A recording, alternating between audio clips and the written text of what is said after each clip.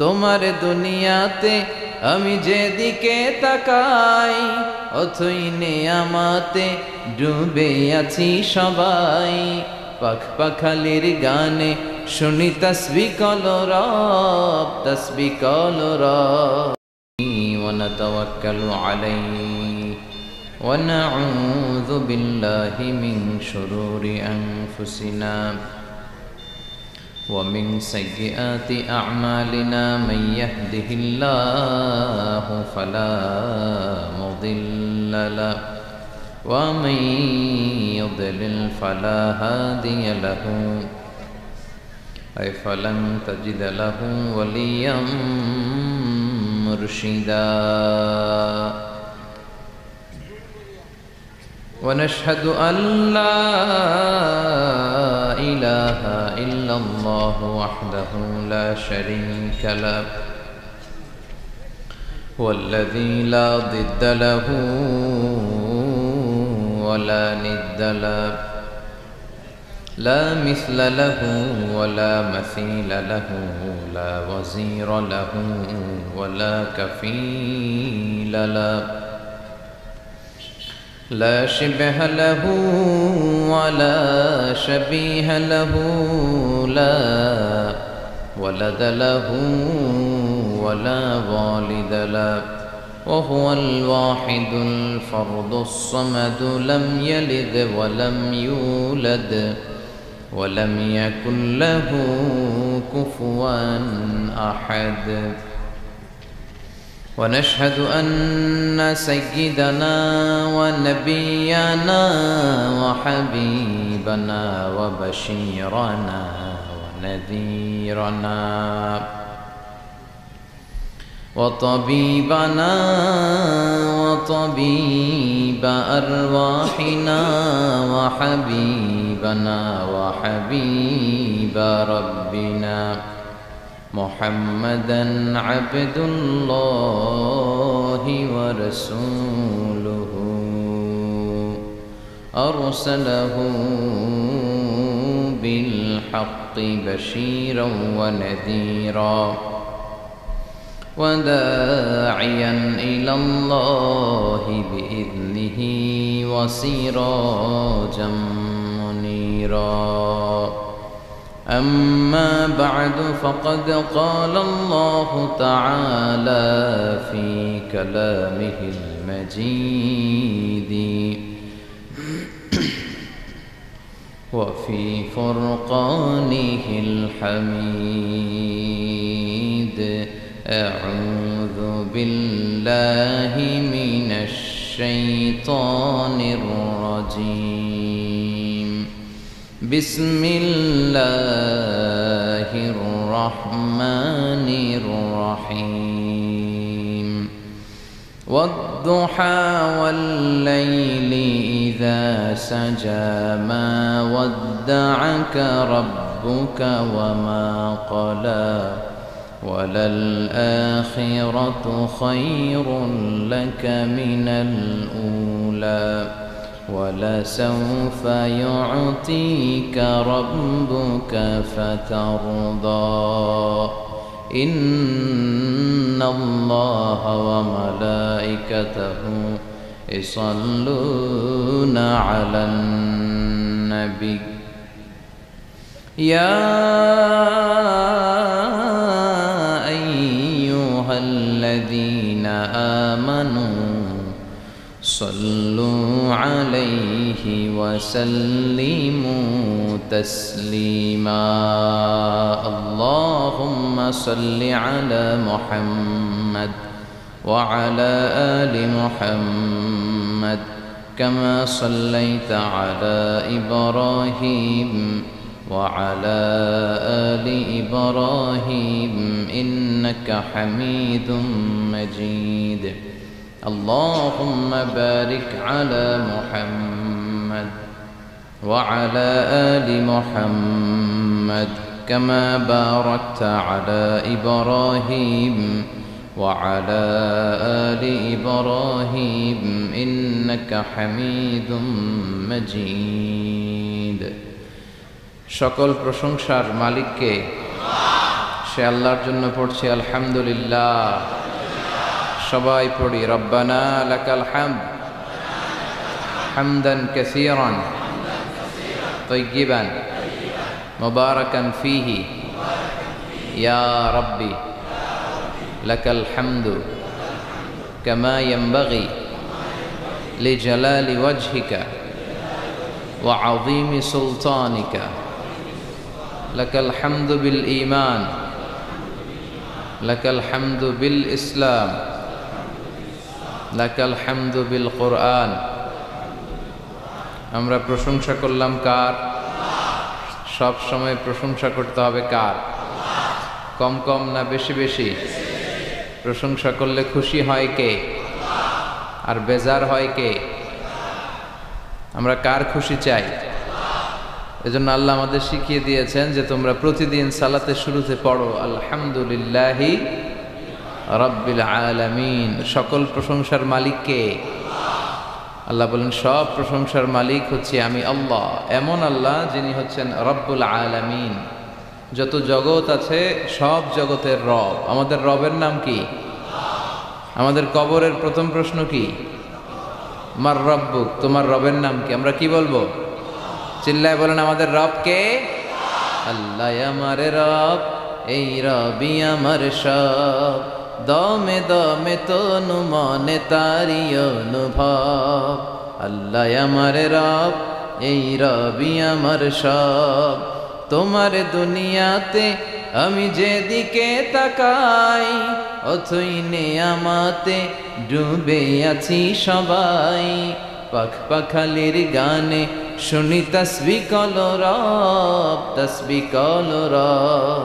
আল্লাহ আমার রব, এই রবি আমার সব। ঠিক কিনা? আমাদের রব কে? এজন্য আমরা যখন দোয়া করি ওই দোয়ার মধ্যে রবের নাম আছে না নাই? আমরা পড়ি রব্বানা যালামনা আনফুসানা ওয়া ইল্লাম তাগফির লানা ওয়া তারহামনা লানাকুনান্না মিনাল খাসিরিন। আবার যখন আমরা রুকু সেজদা করি আমরা পড়ি সুবহানা রাব্বিয়াল আ'লা। সব জায়গায় রবের নাম আছে না নাই? ওই রবের প্রশংসা করতে হবে, কম কম না বেশি বেশি? প্রশংসা করলে আল্লাহ খুশি হয়ে যায়। আল্লাহ বলেন লা ইন শাকারতুম লা আযীদান্নাকুম ওয়া লা ইন কাফারতুম ইন্না আযাবি লাশাদীদ। যদি আমার নেয়ামতের শুকরিয়া করো আমি আল্লাহ নেয়ামত আরো বাড়িয়ে দেব, আর যদি না শুকরি করো তাহলে জেনে রাখো ইন্না আযাবি লাশাদীদ, আমার শাস্তি বড় ভয়ঙ্কর। আল্লাহর শাস্তি হজম করার মতো ক্ষমতা আমাদের আছে? জোরে বলেন। আল্লাহর শাস্তি হজম করার মতো ক্ষমতা আমাদের নাই। ইন্না বাতশা রাব্বিকা লাশাদীদ, নিশ্চয়ই তোমার রবের পাকড়াও, পানিশমেন্ট, ধরা বড় কড়া। ঠিক কিনা? তিনি সব সময় ধরে না, ধরলে ছাড়ে না। ধরে ধরে ধরে না, ধরলে আল্লাহ আল্লাহ ছাড় দেয় কিন্তু ছেড়ে দেয় না। চিল্লায় বলেন ঠিক কিনা? এজন্য সে আল্লাহর প্রশংসা করতে হবে বেশি বেশি। আমরা আজীবনও যদি প্রশংসা করি আল্লাহর প্রশংসার হক আদায় করা যাবে? প্রশংসা করে শেষ করতে পারবো? আল্লাহ বলেন পৃথিবীর সব সাগরের পানি যদি কালি হয়ে যায়, পৃথিবীর সব গাছগুলো যদি কলম হয়ে যায়, সাগরের জল নামক কালি দিয়ে, এই গাছ নামক কলম দিয়ে আমি আল্লাহর প্রশংসা যদি তোমরা লিখতে শুরু করে দাও, সাগরের জল ফুরিয়ে যাবে, পৃথিবীর সব গাছগুলো শেষ হয়ে যাবে, কিন্তু আল্লাহর প্রশংসা করে শেষ করা যাবে না। সাগরের জলকে কালি করে গাছের পাতাকে খাতা করে তোমার মহিমা লেখা শেষ হবে না, যদিও লিখি প্রভু জীবন ভরে। সাগরের জলকে কালি করে গাছের পাতাকে খাতা করে তোমার মহিমা লেখা শেষ হবে না, যদিও লিখি প্রভু জীবন ভরে। সাগরের জলকে কালি করে। আল্লাহু আকবার পড়ো। পৃথিবীতে কি পরিমাণে সাগরের জল আছে এটা আপনাদেরকে বোঝানো সহজ, কারণ আপনাদের বাড়ি কই? সাগরের পাড়ে, টেকনাফ। টেকনাফ, এই নাফ নদীর পাড়ে টেক দিয়ে আপনাদের শহর, এজন্য শহরের নাম টেকনাফ। নাফের তীরে টেক লেগে দাঁড়িয়ে আছে এই শহরটা। তো আপনারা সাগর দেখেছেন, আপনারা দেখেছেন জলোচ্ছ্বাস, আপনারা পানি দেখে অভ্যস্ত, আপনাদেরকে বোঝানো সহজ পৃথিবীতে কি পরিমাণে পানি আছে। সাগর কি শুধু পৃথিবীতে একটাই, বঙ্গোপসাগর, আর কোনো সাগর নাই? আছে অনেকগুলো মহাসাগর আছে, প্রশান্ত মহাসাগর, আটলান্টিক মহাসাগর, ভারত মহাসাগর, উত্তর মহাসাগর, দক্ষিণ মহাসাগর, তারপরে কত সাগর আছে, লোহিত সাগর, ভূমধ্য সাগর, কৃষ্ণ সাগর, চায়না সাগর, সাগরের শেষ নাই। আল্লাহ বলে এই সব সাগরের পানি যদি কালি হয়ে যায়, আর পৃথিবীতে যত গাছপালা আছে সব গাছপালাগুলো যদি কলম হয়ে যায়, কি পরিমাণে পৃথিবীতে গাছপালা আছে আমরা কি গুনতে পারবো? এই টেকনাফে কয়টা গাছ আছে বলতে পারবেন কেউ? কক্সবাজারে মোট কয়টা গাছ আছে বলা যাবে? পুরো বাংলাদেশে কয়টা আছে বলা যাবে? তাহলে আফ্রিকার জঙ্গলের কি অবস্থা? পুরো আফ্রিকার জঙ্গলে কি পরিমাণে গাছ আছে আমাদের কোনো আন্দাজ আছে? দেখেন, মেটাফরিক্যালি, রূপকভাবে আল্লাহ কত সুন্দর করে বুঝালেন যে তার প্রশংসা করে যে শেষ করা যায় না। পৃথিবীর সব সাগরের পানি যদি কালি হয়ে যায়, গাছের পাতা যদি খাতা হয়ে যায়, এই কলম দিয়ে, খাতা দিয়ে, এই কালি দিয়ে যদি আমার প্রশংসা, জিকির তোমরা লিখতে শুরু করে দাও, সাগরের জলও শেষ, গাছপালাও শেষ, কিন্তু শেষ হবে না আল্লাহর প্রশংসা। চিল্লায় বলেন ঠিক কিনা? আমরা যদি আল্লাহর প্রশংসা নাও করি, আল্লাহর কোনো লস আছে? লাভ লস কাদের? জোরে বলেন। আমরা যদি আল্লাহর সেজদা নাও দেই, গোটা পৃথিবীর সব কিছু সেজদা দেয় কারে? আন-নাজমু ওয়াশ-শাজারু ইয়াসজুদান। পৃথিবীর যত তারা আছে, যত গাছ আছে, সবগুলো সেজদা দেয় কাকে?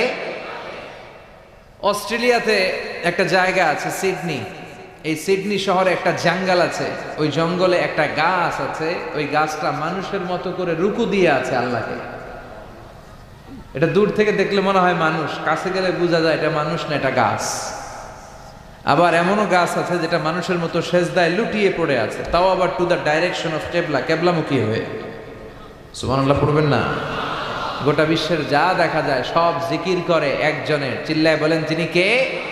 পাখিরা যায় উড়ে যায় আকাশের ওই নীলিমায়, নদীরা যায় ছুটে যায় সাগরের ওই মোহনায়। পাখ পাখালি আর সাগর নদী, পাখ পাখালি আর সাগর নদী, কার গুণগান গায়। আল্লাহ আল্লাহ আল্লাহ আল্লাহ, আল্লাহর গুণগান গায়। আল্লাহ আল্লাহ আল্লাহ আল্লাহ, আল্লাহর গুণগান গায়। ঠিক কি না? আকাশের পাখিগুলো, সাগরের ঢেউগুলো, গোটা বিশ্বের সব কিছু একজনের গুণগান গায়। চিল্লায় বলেন তিনি কে? এজন্য আল্লাহ আমাদের শিখালেন আমার গুণগান বেশি বেশি গাও, আর সব সময় পড়ো আলহামদুলিল্লাহি রাব্বিল আলামিন। বিশ্বনবী যখন জান্নাতীদেরকে নিয়ে জান্নাতের দিকে ছুটবেন, বিশ্বনবী সাল্লাল্লাহু আলাইহি ইসলামের হাতে একটা পতাকা শোভা পাবে। ওই পতাকার মধ্যে লেখা থাকবে আলহামদু। কি লেখা থাকবে? মানে প্রশংসা, প্রশংসার পতাকা। বিশ্বনবী সাল্লাল্লাহু আলাইহি ইসলাম সবচেয়ে বেশি আল্লাহর প্রশংসা করতেন, আল্লাহর শুকর গুজার হতেন। আর তিনি পড়তেন আল্লাহুম্মা জাআলনি সাবুরা ওয়া জাআলনি শাকুরা ওয়া জাআলনি ফি আইনি সাগীরা ওয়া ফি আ'য়ুনিন নাসি কাবীরা। এর মানে হলো আল্লাহ আপনি আমারে ধৈর্যশীল বানান, আপনি আমারে শুকর গুজার বান্দা বানান। আল্লাহ আমার চোখে আপনি আমারে ছোট বানান, গোটা বিশ্বের মানুষের চোখে আপনি আমারে বড় বানান। পড়েন আমিন। এজন্য সবসময় শুকরিয়া করতে হবে কার? করলে আমাদের লাভ না লস? বেশি বেশি শুকরিয়া করতে রাজি আছেন তো? আসুন আওয়াজ করে আমরা পড়ি আলহামদুলিল্লাহ। আল্লাহ আমরা যেন বেশি বেশি তোমার শুকরিয়া করতে পারি, তুমি তৌফিক দাও। 14তম ঐতিহাসিক তাফসীরুল কোরআনের প্রোগ্রাম। স্থান হচ্ছে সুফিয়া নুরিয়া দাখিল মাদ্রাসা ময়দান।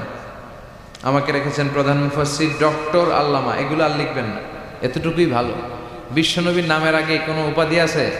ডক্টর আল্লামা মোহাম্মদ সাল্লাল্লাহু আলাইহি ওয়াসাল্লাম, এরকম না, শুধু মুহাম্মদ সাল্লাল্লাহু আলাইহি ওয়াসাল্লাম। এজন্য এতটুকুই যথেষ্ট। এই ডক্টর আল্লামা অতিরিক্ত লাগানোর দরকার নেই। তো আমাদের সমস্যাগুলো নিয়ে কথা বলা দরকার, কিন্তু আমাদের এত সমস্যা, সর্ব অঙ্গে ব্যথা, ওষুধ দিব কোথা? কথা বলেন। দেশের উপর থেকে শুরু করে নিচ পর্যন্ত সব জায়গায় দুর্নীতি আছে না নাই? ঘুষ আছে না নাই? টেকনাফে নাই? টেকনাফেও আছে। এই ঘুষ দুর্নীতি এগুলো বন্ধ হোক আমরা চাই কি চাই না? যদি বন্ধ করতে চাই তাহলে একটা কিতাবের দিকে ফিরে আসতে হবে। কিতাবটার নাম, এটার নাম আল কোরআন। এই কিতাব থেকে প্রেসক্রিপশন নিতে হবে।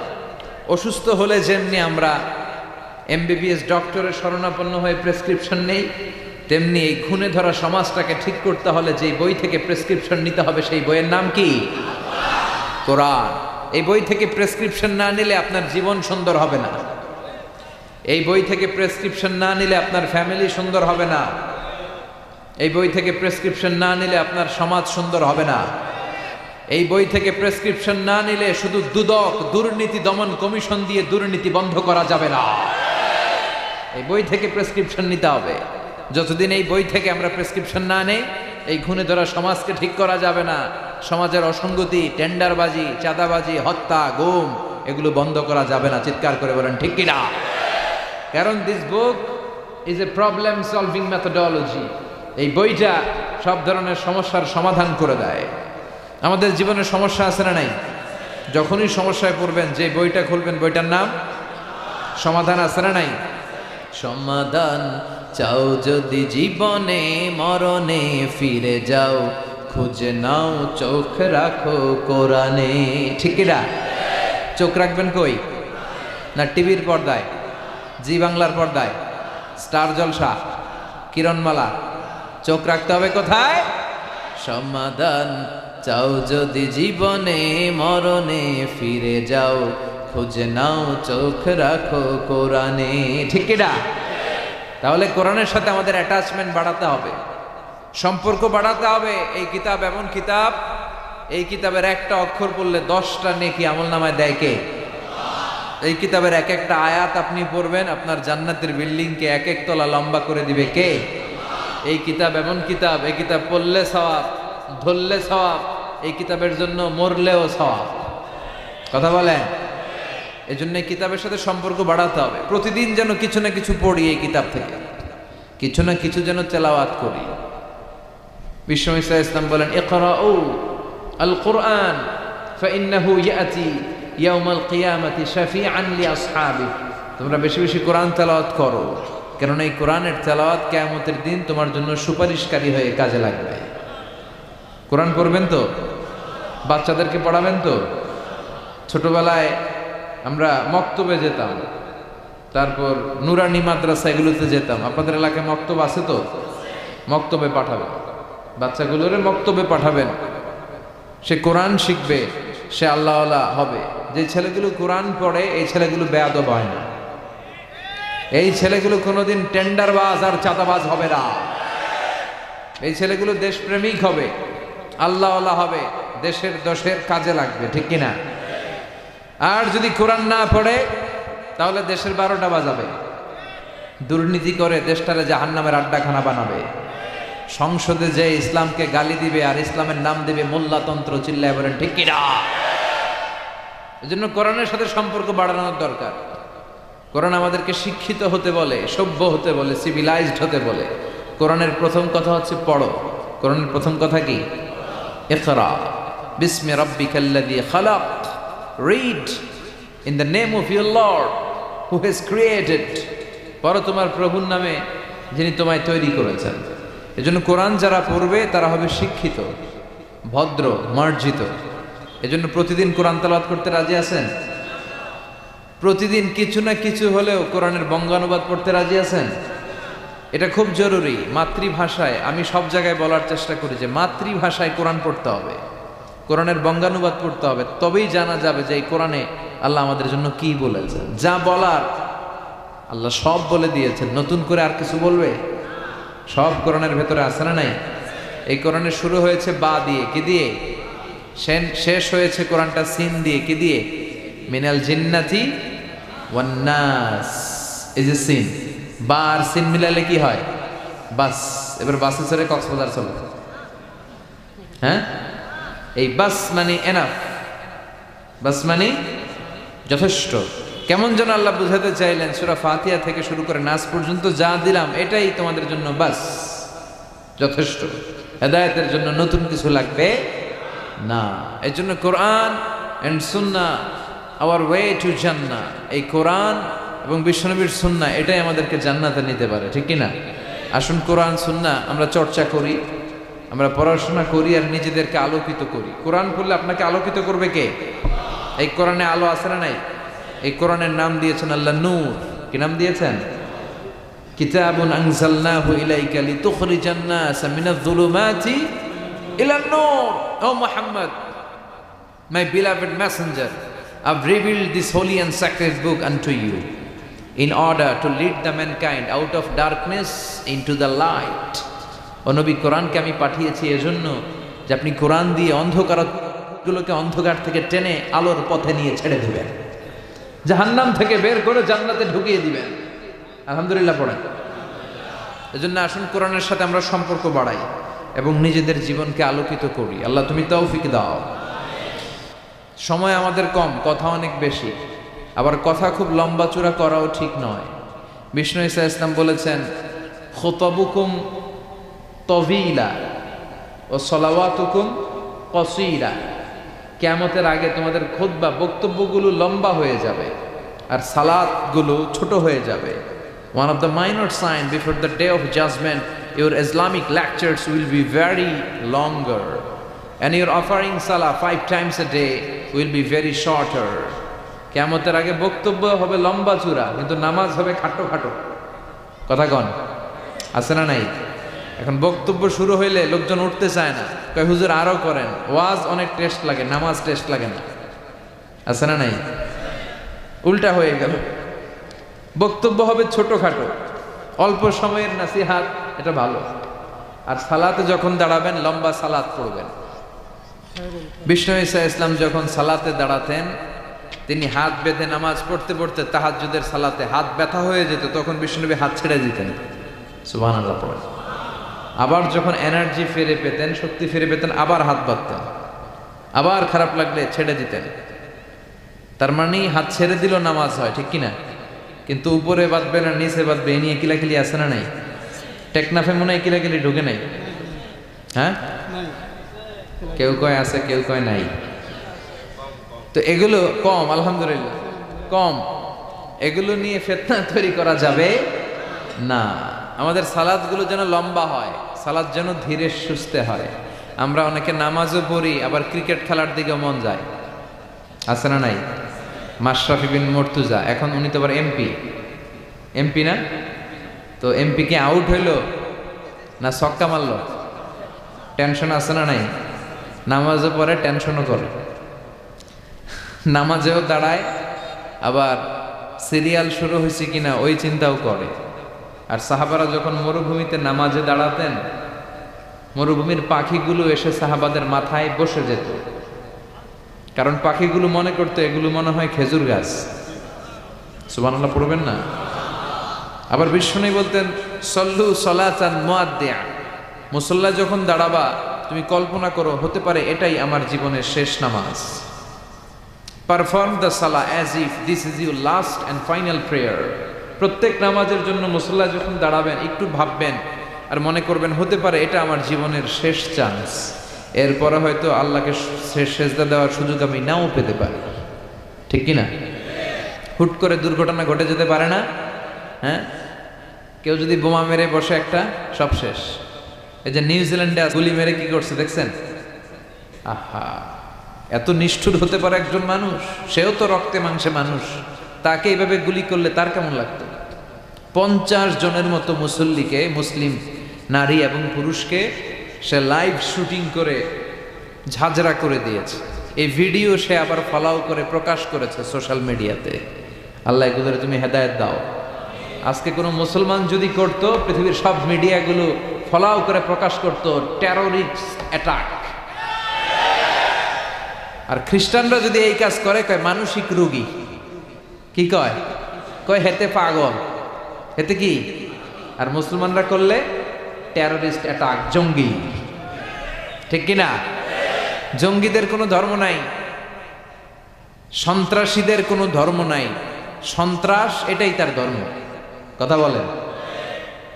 ভিডিও গেমস খেললে যেভাবে মারে, ছোট বাচ্চারা যে ভিডিও গেমস খেলে সে এইভাবে আমাদের ভাই বোনদেরকে মেরেছে। যারা এখানে প্রাণ হারালো, আল্লাহ তুমি তাদেরকে শাহাদাতের সর্বোচ্চ মর্যাদা নসিব করো। দেখেন গোটা বিশ্বব্যাপী এখন কি বলে এই লোকের ব্যাপারে। আজকে মুসলমান করলে গোটা বিশ্ব কেঁপে যেত। মুসলমানদের রক্তের এখন কোনো দাম নাই। একটা কুকুরের দাম আছে কিন্তু মুসলমানের দাম নাই। চিল্লা এখন ঠিক কিনা? আমাদেরকে গোটা বিশ্বব্যাপী মারে, অত্যাচারের স্টিম রোলার, কিন্তু আমাদের পক্ষে কেউ যে একটা ধমকি দিবে এমন কোন নেতা আমাদের না। এক রিসেপ তাইয়েব এরদোগান, সে গোটা মুসলিম বিশ্বের জন্য চেষ্টা করে যাচ্ছে, কিন্তু ওর পিছনেও শত্রু আছে না নাই? ওর পিছনেও টিকটিকির অভাব নাই। কথা কন। আমাদের কোনো কম্বাইন্ড মিলিটারি নাই। 50টারও বেশি মুসলিম দেশ, আমাদের একটা যৌথ সেনাবাহিনীর দরকার ছিল কি ছিল না? আমাদের যদি যৌথ একটা মিলিটারি থাকতো, পৃথিবীর কোথাও মুসলমানরা আক্রান্ত হলে, কেউ এসে আক্রমণ করলে আমাদের মিলিটারি সেখানে যে প্রতিরোধ করে তুলতো। চিল্লা এখন ঠিক কিনা? লিডারশিপ নাই, সেন্ট্রাল লিডারশিপ নাই, আমাদের কেন্দ্রীয় কোনো মিলিটারি নাই। গোটা বিশ্বব্যাপী আমরা মার খাই। উই আর ওয়েটিং ফর আল ইমাম আল মাহাদি। ইমাম মাহাদি আসার আগ পর্যন্ত কেউ আমাদেরকে একত্রিত করতে পারবে না। সম্মানিত ভাইয়েরা, বলছিলাম কোরআন এমন একটা কিতাব যে কিতাব অন্ধকার থেকে মানুষকে আলোর দিকে নেয়। ঠিক কিনা? আলোর দিকে নেয়। আর বক্তব্য হওয়া উচিত খাটো, সালাত হওয়া উচিত লম্বা। সাহাবারা যখন সালাত পড়তেন, পাখি এসে মাথায় বসতো, আর পাখি কি মনে করত? এটা খেজুর গাছ। সাইয়েদনা আলী রাদিয়াল্লাহু তাআলা আনহুর পায়ের ভেতরে তীর ঢুকেছে, যুদ্ধে জখম হয়েছে, উনি তীর বের করতে পারেন না। তীর ধরে টান দিলে উনি চিৎকার মারে। বিশ্বনবী বললেন, আকিমিস সালাহ আরিহনা বিসসালাহ ইয়া বিলাল, বেলাল ইকামত দাও। আরেক সাহাবীকে বললেন, তুমি লুকিয়ে আমরা যখন নামাজ পড়ব, তুমি আমার মেয়ের জামাই আলীর পা থেকে টেনে তীর বের করবে। বিষ্ণু যা বললেন সে তাই করলো। নামাজ চলা অবস্থায় সাইয়েদনা আলীর পায়ের কাছে যে টেনে তীর বের করেছে, ফিনকি দিয়ে রক্ত বেরিয়েছে, কিন্তু সাইয়েদনা আলী টের পায় না। উনিও নামাজ পড়ে, আমরাও নামাজ পড়ি। আমাদের নামাজের মধ্যে কোনো খুশু নাই, খুদু নাই। আল্লাহ বলেন, ক্বাদ আফলাহাল মুমিনুন আল্লাযীনা হুম ফী সালাতিহিম খাশিউন। Successful indeed are the believers who offer their 5 times salah with full of solemnity and submission. সফল তারা, ঈমান এনেছে যারা। তবে ওই মুমিন যারা নামাজে যখন দাঁড়ায় তাদের অন্তরে ভয় থাকে কার? আমাদের নামাজে তাড়াহুড়ো আছে না নাই? অনেকে দেখবেন যে রুকু থেকে সোজা হয়ে দাঁড়ানো এটা ওয়াজিব। অনেকে রুকু থেকে কোন রকম মাথা তুলে সেজদায় দৌড় মারে। 2 সেজদার মাঝখানে ধীরস্থির ভাবে বসা ওয়াজিব। অনেকে একটা সেজদা দিয়ে কোন রকম মাথা তুলে আরেক সেজদায় দৌড় মারে। আছে না নাই? টেকনাফে বোধহয় এগুলো নাই, আছে? এগুলো করা যাবে। ধীরস্থির ভাবে বিশ্বনবী সালাত করতে বলেছেন। এমনকি একামত দিয়েছে, জামাত শুরু হয়েছে, ওই জামাত ধরার জন্য দৌড়িয়ে যে নামাজ পড়া যাবে। নো রাশিং ইন সালাহ, নো হ্যাস্টিনেস ইন সালাহ। সালাতে তাড়াহুড়ো নাই, সালাতে আছে ধীরস্থিরতা, রিল্যাক্স। সালাত মানে কি? রিল্যাক্স করবেন আপনি, আরামসে দাঁড়াবেন, আরামসে রুকু করবেন। বিষ্ণু বলেছেন, ইদা উকিমাতিস সালাহ, যখন নামাজের একামত হয়ে যায়, ফালা তাতুহা তাসআউন, তোমরা দৌড়ে দৌড়ে সালাতে যেও না। ওয়া আতুহা তামশুন, হেঁটে হেঁটে যাবা। একামত হয়েছে, দৌড় দিবা না, হেঁটে হেঁটে। ফামা আদরাকতুম ফাসাল্লু, যতটুকু যে পাবে ততটুকু পড়বে। ওমা ফাতাকুম ফাআতিমু, যেটা ছুটে যাবে পরে নিজে নিজে পড়বে। কবুল করে নেবে কে? তা আমাদের অনেকে আছে, নামাজ শুরু হয়েছে, উনি ওযু করতেছে, উনি টের পাচ্ছে কিছুক্ষণ পরে ইমাম সাহেব আল্লাহু আকবার বলে রুকুতে যাবে। আর রুকু ধরার জন্য অনেকে দেয় দৌড়। আছে না নাই? টাইলসের মসজিদে অনেকে দেয় দৌড়। এক লোক দৌড় দিছে, উল্টায় পড়ছে, লুঙ্গি একদিকে, মুসল্লি আরেকদিকে। টাইলসের মসজিদে ওযু করে দৌড় দিবেন না, খবরদার।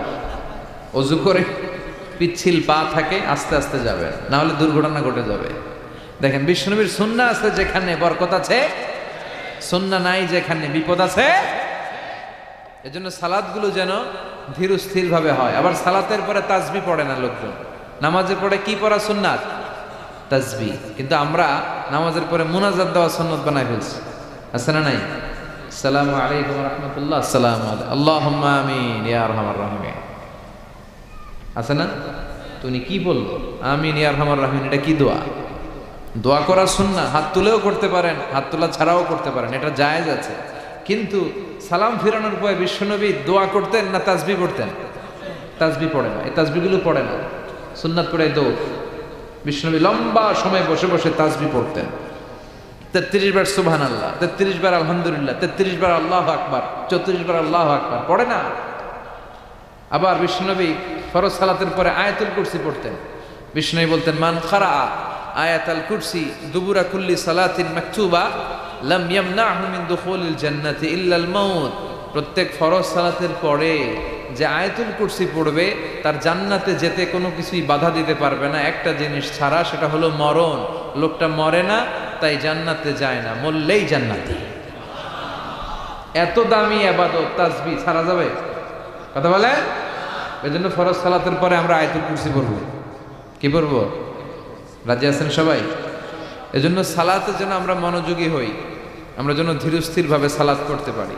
কারণ আউয়ালু মা ইউহাসাবু বিহিল আবদু ইয়াউমাল কিয়ামাতি আস-সালাহ। কিয়ামতের দিন সর্বপ্রথম আমাদের যে হিসাবটা আল্লাহ নেবেন সেটা হচ্ছে সালাতের হিসাব। আওয়াজ করে বলেন তো কিসের হিসাব? সালাত কায়েম করো, সালাত কায়েম করো, হবে সম্মানী তুমি, হবে জান্নাতি তুমি, হবে সম্মানী তুমি, হবে জান্নাতি তুমি। দিবে কাল হাসরে শীতল ছায়া আরশে আজিম, রাব্বিয়াল আলা রাব্বিয়াল আযীম। আলহামদুলিল্লাহ পড়েন। এজন্য সালাত যেন হয় আমাদের নিত্য সঙ্গী, আর সালাত যেন আমরা ধীরস্থিরভাবে পড়তে পারি। আল্লাহ তুমি তৌফিক দাও। আমি আপনাদের খেদমতে আমার খুতবার শুরুতে সূরাতু আদ-দুহা থেকে কয়েকটা আয়াত তেলাওয়াত করেছি, যে সূরাটা আমাদের অনেকেরই মুখস্থ, আছে না? সূরা দোহা মুখস্থ আছে না? এই সূরাতু দোহাতে আল্লাহ তাআলা আমাদের জন্য কি শিক্ষা রাখলেন, কি মেসেজ আমাদেরকে দিতে চাইলেন, এটা নিয়ে আজকে আমরা অল্প কিছু সময় কথা শুনবো। সবাই পড়ে ইনশাআল্লাহ। শেষ পর্যন্ত আপনারা থাকবেন তো? চলে যাবেন না? চলে যাবেন কে কে দেখি তো, হাত তুলেন। কেউ যাবেন না? ইনশাআল্লাহ পড়েন। তাহলে কথা দিলেন কিন্তু শেষ পর্যন্ত থাকবেন? থাকবেন? আচ্ছা, আমরা একসাথে বিদায় নিব। আর আজকে আমার এই বছরের শেষ মাহফিল। এই যে গত কয়েক মাস ধরে যে প্রোগ্রাম করতেছি, তাফসির প্রোগ্রাম, আপনাদের টেকনাফিল প্রোগ্রামের মধ্যে দিয়ে আমার প্রোগ্রাম শেষ। তো এই জন্য আসুন আমরা সূরাতু আদ-দুহা, এই সূরার ভেতরে আল্লাহ তাআলা আমাদেরকে কি মেসেজ দিতে চাইলেন, তথ্য উপাত্ত দিতে চাইলেন, শিক্ষা আমাদের জন্য রাখলেন, আমরা দেখার চেষ্টা করি। সূরাতু আদ-দুহা এটা কোরআনের একটা মোটিভেশনাল সূরা, অনুপ্রেরণাদায়ক সূরা। আমরা অনেকে হতাশায় ভুগে থাকি, এজন্য আল্লাহ হতাশ মানুষদের জন্য এই সূরাটা নাজিল করলেন। সুবহানাল্লাহ পড়ুন। এই পুরো সূরা জুড়ে আল্লাহ তাআলা বিশ্বনবীর ব্যাপারে অনেক কথা বলেছেন, বিশ্বনবীকে সান্ত্বনা দিয়েছেন। শুরুতেই আমরা জেনে নেই এই সূরার সেন্ট্রাল থিম বা কেন্দ্রীয় আলোচ্য বিষয় কি। এই সূরার কেন্দ্রীয় আলোচ্য বিষয় হচ্ছে হতাশ হওয়া যাবে না। মুমিন কখনো হতাশ হয়? ভরসা রাখে কার উপর? লা তাইআসু মির রাউহিল্লাহ ইন্নাহু লা ইয়াইআসু মির রাউহিল্লাহি ইল্লাল কওমুল কাফিরুন। তোমরা নিরাশ হয়ে যেও না, হতাশ হবে না। কাফেররা, মুশরিকরা, নাস্তিকরা ছাড়া কেউ হতাশ হয় না। মুমিনরা কখনো নিরাশ হয় না, কারণ মুমিনের ভরসার আর আশার একটা জায়গা আছে না নাই? মুমিনের আশার জায়গাটার নাম কি? চিল্লায় বলেন। আমরা বিপদে পড়লে বিপদ থেকে মুক্ত করে কে? অসুস্থ হলে সুস্থ করে কে? কেউ যেটা পারে না পারে কে? কেউ যেটা দেখে না দেখে কে? কেউ যেটা দেয় না দেয় কে? সে আল্লাহ বললেন এই সূরার ভেতরে আমি তোমাদের জন্য অনুপ্রেরণা রেখেছি। এই সূরার কেন্দ্রীয় কথা হচ্ছে হতাশ হবে না, নিরাশ হবে না, হাল ছেড়ে দিও না, ভরসা রাখো। কার উপর? চিল্লায় বলেন কার উপর? মুমিন কখনো হতাশ হয়? Every time You feel like you cannot go on. You feel so lost that you are so alone. Don't despair and never lose hope, 'cause Allah is always by your side. Insha'Allah, Insha'Allah, Insha'Allah, you will find your way. Insha'Allah, Insha'Allah, Insha'Allah, you will find your way. Every time you feel like you cannot go on, you feel so lost that you are so alone.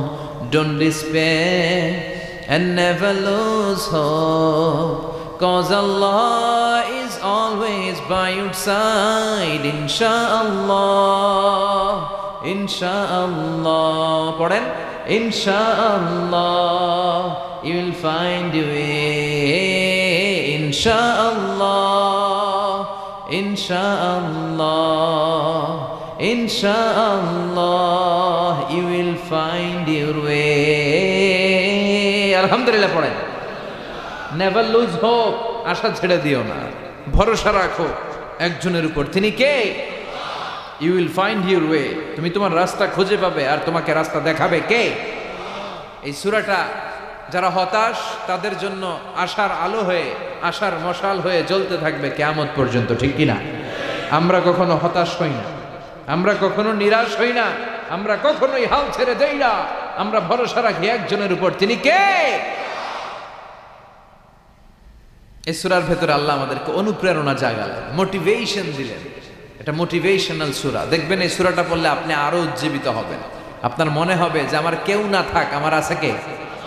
উনি থাকলেই চলবে, ঠিক কিনা? তিনি আমাদের ওয়াকিল, তিনি আমাদের কাফিল, তিনি আমাদের ওয়ালি, তিনি আমাদের গার্ডিয়ান, তিনি আমাদের অভিভাবক, আর তিনি থাকলেই চলবে, আর কাউকে লাগবে না। এই সূরাটা নাজিলের একটা ব্যাকগ্রাউন্ড আছে, শুনবেন? শানে নজুল, কোন প্রেক্ষাপটে এই সূরাটা নাজিল হলো, তাফসীর বোঝার আগে আগে ওইটা জানার দরকার আছে না নাই? এটা মাক্কি সূরা। এই সূরাটা কি সূরা? মাক্কি সূরা। মক্কায় যখন বিশ্বনবীর কাছে কোরআনের আয়াত নাজিল হতে লাগলো, বিশ্বনবী এই আয়াতগুলো মানুষের কাছে পৌঁছে দিতে লাগলেন, শেয়ার করতে লাগলেন। যাই নাজিল হয় বিশ্বনবী শেয়ার করে, সকালে নাজিল হলে শেয়ার করে, দুপুরে নাজিল হলে শেয়ার করে, রাতে নাজিল হলে শেয়ার করে। কিন্তু হঠাৎ করে কোরআন নাজিল হওয়া বন্ধ হয়ে গেল। বন্ধ করে দিলেন কে? এখন কোনো আয়াত নাজিল হয় না, বিশ্বনবী শেয়ার করতেও পারে না। বিশ্বনবী চুপচাপ, কারণ বিশ্বনবী মন গড়া কিছু বলেন না। আল্লাহ বলেন, ইয়া আইয়ুহার রাসূল বাল্লিগ মা উনজিলা ইলাইক, যা নাজিল হয় আপনি পৌঁছে দেন। বিশ্বনবী পৌঁছে দিতেন, কিন্তু এখন আর নাজিল হয় না। বিশ্বনবী কোরআনের আয়াত নাজিল করা বন্ধ করে দিলেন। বিশ্বনবী বিপদে পড়ে গেলেন। বিশ্বনবী মনে মনে ভাবলেন, কি রে, আয়াত নাজিল হয় না কেন? কোন বর্ণনায় এসেছে 1 মাস, কোন বর্ণনায় এসেছে 3 মাস, কোন বর্ণনায় এসেছে 6 মাস। বিশ্বনবীর কাছে কোরআনের একটা আয়াত নাজিল হয় নাই। এই অবস্থা দেখে কাফির মুশরিকরা হাসাহাসি শুরু করে দিল। তারা বলতে লাগলো, মুহাম্মদ, তোমার আল্লাহ তোমারে ভুলে গেছে, তোমার আল্লাহ তোমারে ছেড়ে দিয়েছে। তা না হলে তোমার কাছে কোরআনের আয়াত আসে না কেন? এতদিন তো খুবই পটর পটর করেছো, আয়াত আসলে আমগরে শোনাইতে, এখন পারো না কেন? বিশ্বনবীর কাছে কোরআনের আয়াত আসে না। বিশ্বনবীর চাচি আবুল আহাবের স্ত্রী উম্মে জামিল বলতে শুরু করলো, মুহাম্মদ, তোমার শয়তান তোমার কাছে আসে না, আসে না। তিনি শয়তান দ্বারা সাইয়েদনা জিব্রাইলকে বুঝিয়েছেন যে মুহাম্মদ, তোমার কাছে জিব্রাইল আর আসে না, আল্লাহ তোমারে ভুলে গেছে। নাউজুবিল্লাহ পড়েন। এই পরিস্থিতিতে বিশ্বনবী খুব হতাশ হয়ে গেলেন, বিমর্ষ হয়ে গেলেন, আর মনে মনে ভাবলেন, কি রে, আসলেই কি আল্লাহ আমারে ভুলে গেল? আমার কোনো ভুল হচ্ছে না তো, আমি কোনো অন্যায় করি নাই তো, আল্লাহ কোরআনের আয়াত নাজিল করা বন্ধ করলো কেন? বিশ্বনবী হতাশ হলেন, বিশ্বনবী নিরাশ হলেন। বিশ্বনবীর হতাশা আর নিরাশাকে কাটিয়ে দেওয়ার জন্য এই সূরাটাকে নাজিল করলো কে?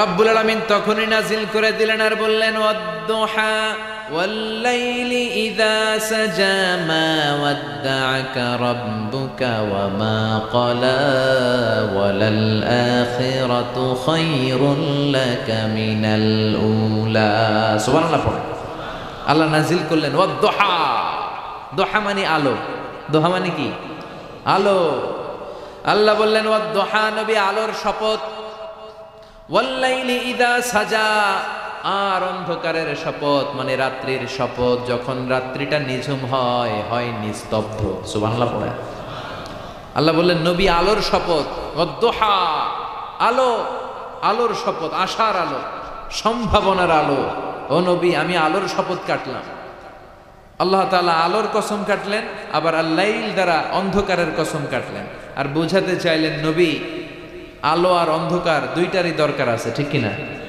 সব সময় যদি আলো থাকে 24 ঘন্টায় যদি সূর্যের আলো থাকে ভালো লাগবে ঘুমানো যাবে আবার সব সময় যদি অন্ধকার থাকে তাহলে দিনের বেলা কাজ করা যাবে তার মানে আলোরও যেমনি দরকার অন্ধকারেরও দরকার আছে না নাই আলো দ্বারা রব্বুল আলামিন ওহীর আগমনকে বুঝালেন অন্ধকার দ্বারা রব্বুল আলামিন ওহীর অনুপস্থিতিকে বুঝালেন আর বুঝাতে চাইলেন নবী যেমনি সব সময় আলো থাকলে ভাল লাগে না মাঝে মাঝে অন্ধকারের দরকার তেমনি সব সময় ওহী নাজিল করলে আপনার পক্ষে এটা মেনে নেওয়া সহ্য হবে না তাই মাঝে মাঝে ওহী বন্ধ রেখে আপনাকে একটু বিশ্রামও দেয়া দরকার সুবহানাল্লাহ ও নবী আমি তো ইচ্ছা করে ওহী নাজিল বন্ধ রেখে দিয়েছি কারণ সব সময় ওহী রিসিভ করা এটা আপনার জন্য কষ্ট হয়ে যাবে সব সময় ওহী আসলে এই কোরআনকে রিসিভ করতে করতে আপনি দুর্বল হয়ে যাবেন কারণ কোরআন তো সাধারণ কোনো কথা নয় এটা কার কথা এই কোরআনের বাণীগুলো কার সূর্যের আলোর যেমনি তেজ আছে কোরআনেরও তেজ আছে না নাই সূর্যের ভেতরে যেমনি কিরণ আছে কোরআনের ভেতরে কিরণ আছে না নাই আল্লাহ বললেন লাউ আনজালনা هذا القرآن على جبل لرأيته خاشعا متصدعا من خشية الله ও নবী কোরআনকে মানুষের উপর নাজিল না করে বিশাল বিশাল বড় বড় পাহাড়ের উপর যদি আমি নাজিল করতাম আপনি দেখতেন কোরআনের ভায়ার ভরে পাহাড় বড় বড় পাহাড়গুলো ভেঙে ভেঙে চূর্ণ বিচূর্ণ হয়ে খান খান হয়ে গিয়েছে গো নবী সুবহানাল্লাহ পড়ে এটা সাধারণ কিতাব নয় এটা পাওয়ারফুল কিতাব এই আয়াতের ওহীর একটা পাওয়ার আছে কোরআন রিসিভ করতে বিশ্বনবীর যে কত কষ্ট হয়েছে বুখারীর বর্ণনা মা আয়েশা বলেন প্রচন্ড শীতের রাতে কিসের রাতে শীতের রাতে যখন বিশ্বনবীর কাছে কোরআনের আয়াত নাজিল হতো মা আয়েশা বলেন আমরা কম্বল গায়ে দিয়ে রাখতাম শীতে আর বিশ্বনবী ওই শীতের রাতে কোরআনের আয়াত নাজিল হওয়ার কারণে ঘামতে ঘামতে ঘর্মাক্ত হয়ে একাকার হয়ে যেত বিশ্বনবী দাড়ি আর থুতনি বেয়ে লাইয়া তাফাসসাদু জাবিনুহু আরাকান থুতনি বেয়ে দাড়ি বেয়ে ঝরঝর করে ঘাম ঝরতো কোনো ওটের পিঠের উপর বসে থাকা অবস্থায় যখন কোরআনের আয়াত নাজিল হতো ওটের বুকটা জমিনের মধ্যে লেগে যেত ঘোড়ায় চড়া অবস্থায় যখন বিশ্বনবীর উপর কোরআনের আয়াত নাজিল হতো ঘোড়ার পা গুলো জমিনের ভিতরে দেবে যেত মাঝে মাঝে বিশ্বনবী সাহাবীদের পায়ের উপরে রানের মধ্যে মাথা রেখে বিশ্রাম নিতেন আর ঘুমাতেন